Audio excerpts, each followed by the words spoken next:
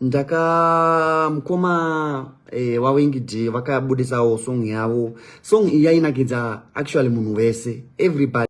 Hello guys and welcome to Zim Trends Daily. So the Nyati family is finally poured out their hearts. Vataura zviri mumoyo mavo zvanga vakaviga pamanguva yese iyi. Hanzi maZimbabwenzi mukunyanya kutibatirira, mukunyanya kutiudzira zvakawandisa stereke. So there are a lot of comments anenge ari mucomment section mavo vachiti munokumbira, munopema, zvinhu zvakawanda zvinenge zvichitaurwa mucomment section. But yesterday, they actually did a live 1 hour live yavanga vachitaura nezve all these issues. So this comes after vaita 2 viral videos, and the videos iyayo akakonzeresa. So the first one was yavaimba song yaWingy yekuti siya, this trending song yaWingy yekuti siya. So these are some of the comments ari kubuda apa yavideo racho rari TikTok kwavo. So my comments angara pangongori negative vachiti no, this is not your song che. So he addressed that also live yake akaita, so which I will play pamberi papa. Then there is also another video, this one ravakaposta vakazori reposta after vatombori delete, and vanhu vanga vataura zvakawanda futi mucomment section about this video. So they were saying vanga vachiti mukunyanya kutiudzira zvekuita stereke, mukunyanya kuti jaja, ende futi muri kufunga kuti tinotambura stereke because ende muri kufunga kuti hatishande nemaoko edu, but we make over 25,000 USD per month nekushanda kwatiri kuita, but inimi you don't know that, you just think kuti tinongoda zvokungotambira. And also that statement rakakonzeresa a lot of havoc social media rinyaya ye 25,000 USD. So this is the video Nyati and Nyati vachitsanangura nyaya dzavo, and Nyati also addressed nyaya fashion ravo vachiti no, please chimbosiyana nemapfekero angu, mufocus necontent yedu. So this is the video, don't forget to subscribe. Boom. Asi andione vachiuya vachiadresa issue yekuti itai so kana itai so, because because tingati kubatsirwa here guys. Inini andina kuuya ndichiti guys ndapererwa, ndokumbirawo mapambasi, ndokumbirawo sugar. Andina kumboya ndichidaro pa social media. Ini ndakauya ndichita real life yangu. Antika inini isusu vanhu vakatidira kuti ati fake life. I really know. Vanhu vakatidira kuti ati fake life. Thank you Lorraine Stole for 100 stars. May God bless you. Ndotenda, I really appreciate. Andi maona kuti Lorraine Stole andi pa masters. Asi ndandisina kumboti ndipo masters. Ndo zvinoitika. Ndo zvinoitika, munhu ano appreciate vanhu vakafara nezvataiita. Ndosaka vanhu vakati ngati itewo kuti vana ava tikwanise kuvapawo something. Isusu taingoitawo content yedu. Atina kuti ndokumbirawo ndipowo sugar. Saka don't say kuti ndinopema. If you are saying ndinopema, I know kuti you are my hater. Unondowenga ndisina kanda kutadzira because you unenge uchiti ndinopema, inini ndichiziva kuti ndaisapema. What is kupema? Chichi nomonzi kupema. What is the meaning of kupema? What is kupema? What is kupema ama yangu? What is kupema? Anakuya ndichipema, ndakaya ndichita real life yangu, wando wakarwadziwa moyo wao wakati regaiti kubatsirei, but atina kuti tipei, atina kupema, atina kukumbira. Mabeggars ndo wana tunaona murodo atichi wakabata kakapu like this one. Ndikukumbirawo mundipo sugar, ndikukumbirawo mundipo 2 rand. Ndo wanonzi mabega, wanenge vachipema wani. I know because ari kukumbira usina kumupa, ari kukumbira usina kumupa, ndiye ari kukutanga. Asi munhu anongoti Anyati wangu ndanakiwa nezvaunoita, ndinoda kukutengera mota. Chii chinenge chakamboshata ipapo? Kune vanhu vakawanda vari kupiwa dzimotikari guys. Asi handisana mbonzwa chinzi vari kupema, but isusu nekuti zvakazoitwa nesu, isusu takazobatsirwa, isusu takangobvumawo kubatsirwa, takangoti hongu life yakaoma, tibatsire henyu, tabvuma kubatsirwa, yonzi ukupema. What is kupema pakai? Ndi Square Zuro. mukoma waWing D vakabudisawo song yavo. Song iyi yainakidza actually munhu wese, everybody akabatikana nesong, and song yakadzidzisa vanhu vakawandisisa. But inini ndakangoti no, I am just a content creator, rega ndingoitawo challenge. Mundofunga mukaenda kuTikTok munoona zvaisvika ichitaurwa ikokoko kuTikTok ikokoko. Hey, iwe song yaitomboenderani newe nekuti iwewe hapana cheziya rako. Every day mukundiona ndichisanyuka, pfungwa hadzisi kumira nekuchifunga content, ndichi-engage, ndichiposta 10 mapost per day kuti ndikwanise kuengage nemafans. Hanzi hausi kushanda. Saka imimi mozoda kushanda kwakaita sei nai wanoti tiri kupema.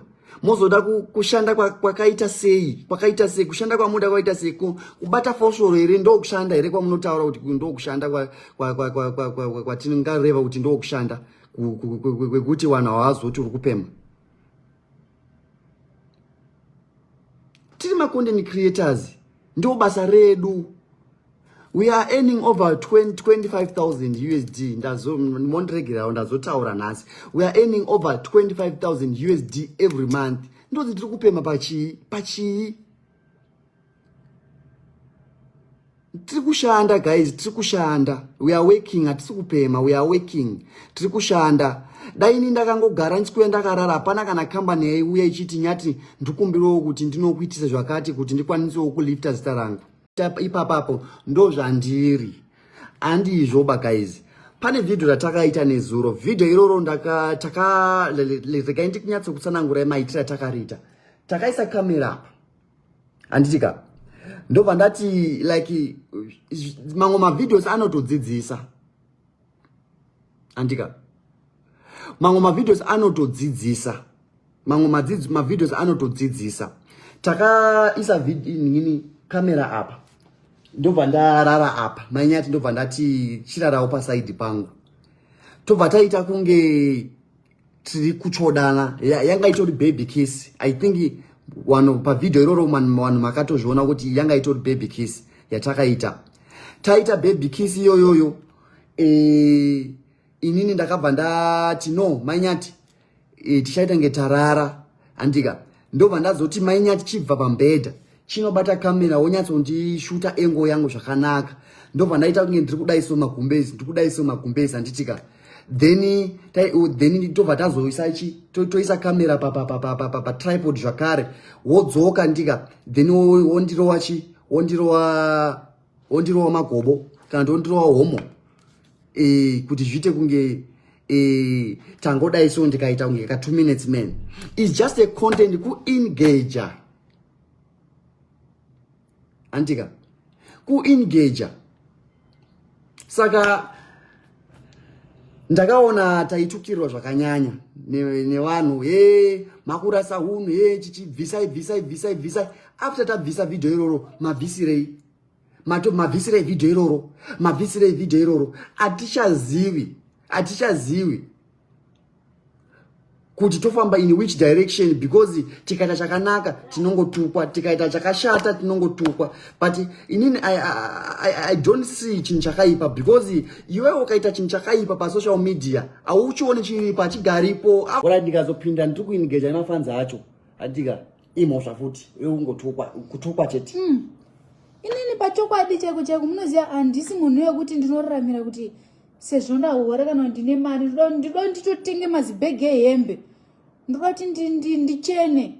No, ndinotoda kuinvesta. Ndochokwadi inini ndinoda kuinvesta kuti mari yandiri kushanda ndoda kuiona kuti iyi mari yangu iyi yashanda ichi hembe ndotenga handizofambi ndakashama, but ndinoda kuinvesta first. Ndochokwadi ndinotoda kutorarama life yandinoda. Ndichairarama life yo, but not now. Pari zvinoda kuti nditomboitawo zvinhu zvangu zoti ndinoto hanzi kupfuma ishungu kutozonzi munhu yane mazimari. Kupfuma ishungu, shanda uchibhajeta, uchishanda chinhu chine musoro, uchitovaka kuti ayo apa ndinoda chakati handiti ito chinhu chinoti chako chonoti ichi ndindakachiita ichi, aiwa ichi ndakaitirwa handiti but ita chako iwe chaunoti ichi ndechangu ichi handina munhu anondudzira pachinhu chako. Ita chinhu chinoti chako.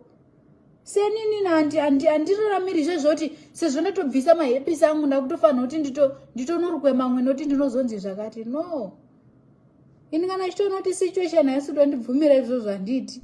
As long as imba mangu tine shuga, mafuta, salt nehupfu nditori covered.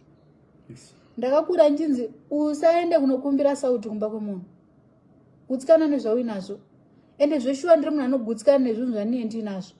Ndofunga munozviona pamwe pacho unozotaurira kuti guys ndakanobhadharira vana vangu school fees. Waningina wanyati tinotobhadharira school fees, waningina wangu tinobhadharira school fees, wabereki vari kudya vachiguta. Guys ndochokwadi, but ndoraramira here kuti mwana kumba kwedu ari kudzingwa kuchikoro kumusha uko ndiri kuita kuchinjanisa ameno hembe bhutsu. Mona gaisi kugona nehembe nebhutsu ndinotoringanisa kwese. Muningina wangu apfeka here, hanzvadzi yanyati yapfeka here, muri kuona yaenda kuchikoro here, ine mabhuku here, ine peni here. Zvese izvozvo ndotofanira kuti ndizvione. Zvino ndikada kungoona life yangu chete kuti ndarukwa musoro. After 2 weeks ndabvisa. Handiti nendinozvirutondinetsawo kuti mahepisi handisi kutomada musoro mangu. But zvinhu zvekuti pamwe kutori nevakadzi wanotozviunderstand kuti aiwa situation namai nyati pamwe mahepisi haasi kutomada musoro make totally. Handiti saka ndoramba ndine chinhu chandisi kuda. No, ndinofanira kufila comfortable kuti aiwa izvezvizvi zvanditori izvezvizvi nditori bhoko. Yes. Kwete kuti ndoita zvekungonzi ita chakati ndiri kuda kuinvesta guys. Okay guys, so that is the video. Tell us what you think in comment section. Don't forget to subscribe.